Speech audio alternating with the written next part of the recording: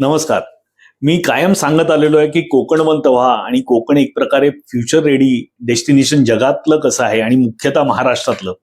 तर जगभरातून लोक हे व्हिडिओ पाहत असतात आणि असंख्य मला फोन येतात. काही लोक आमच्याकडे बुकिंगही करतात. तर काल असाच एक फोन आला होता आणि त्यानंतर आपण जे काय प्रयत्न करतो इतके दिवसापासून आणि लोकांना कोकणवंत करणं हा जो आपण विडा उचललेला आहे त्याला एक प्रकारे पोचपावती मिळाल्याचं मला वाटलं म्हणून ते शेअर करावं म्हणून हा व्हिडिओ बनवतोय. काल एक जळगाववरनं फोन आला होता मला. म्हणजे मूळचे ते आता बाहेरगावी आहेत नोकरीनिमित्त, पण मूळचे आहेत जळगावातले आणि कोकणाशी त्यांचा कोणताही संबंध नाही. कधीतरी कुठे टीव्हीवरती किंवा कुठे न्यूजपेपरमध्ये कोकण वाचण्यात आलं असेल, कधी कोकणात आलेलेही नाहीत. आणि माझे व्हिडिओ पाहून त्यांनी एक व्हिडिओ पाहिला आणि त्यांनी मागचे सगळे व्हिडिओ पाहिले आणि काय वाटलं त्यांना माहित नाही, पण त्यांनी स्वतःतर्फे ह्या सगळ्या गोष्टींचा परत अभ्यास केला.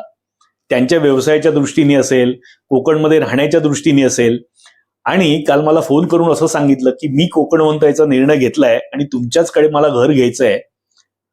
आणि ते इतक्या आनंदाने आणि इतक्या इन्थुझियाझमनी माझ्याशी बोलत होते आणि मला इतकं बरं वाटलं की आपण जे काही सांगतोय तो लोकांपर्यंत पोहोचतंय. तेही अभ्यास करतायत आणि त्यांनाही माझं मत ज्या वेळेला अभ्यास करतायत त्यावेळेला पटतंय आणि नुसतं पटत नाहीये तर त्या पद्धतीने ते निर्णयही घेत आहेत. तर मित्रांनो, तुम्ही सुद्धा हा अभ्यास करा. नक्की कमेंट करा तुम्हाला जे जे काय वाटतं कोकणाबद्दल आणि कोकण हे कशा पद्धतीने फ्युचर रेडी शहर आहे हे माझं म्हणणं तुम्हाला पटतंय का हे कमेंटमध्ये बी सांगा.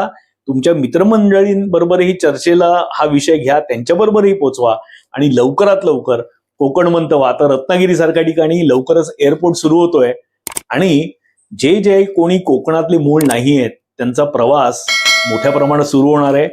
मोठे ब्रँड्स, महेंद्र हॉलिडेज सारखे ब्रँड्स आता कोकणामध्ये येत आहेत. ताज सारखे ब्रँड्स आता मोठ्या प्रमाणात त्यांनी इन्व्हेस्टमेंट ऑलरेडी केलेली आहे. कामं जोरात चालू आहेत. नॉन महाराष्ट्रीयन लोक पुन्हा मोठ्या प्रमाणामध्ये यायला सुरुवात होईल. जो काही चॅलेंज आतापर्यंत होत आहे, जाणं येणं, तिकीट न मिळणं, रेल्वेची तिकीट न मिळणं, जायला यायला वेळ लागणं, हे सगळे प्रश्न आता संपतील जसे एअरपोर्ट चालू होईल आणि थिंग्स आर गेटिंग चेंज नाव. तर त्याची नक्की तिथं उपयोग करून घ्या आणि लवकरात लवकर कोकणवंत व्हा.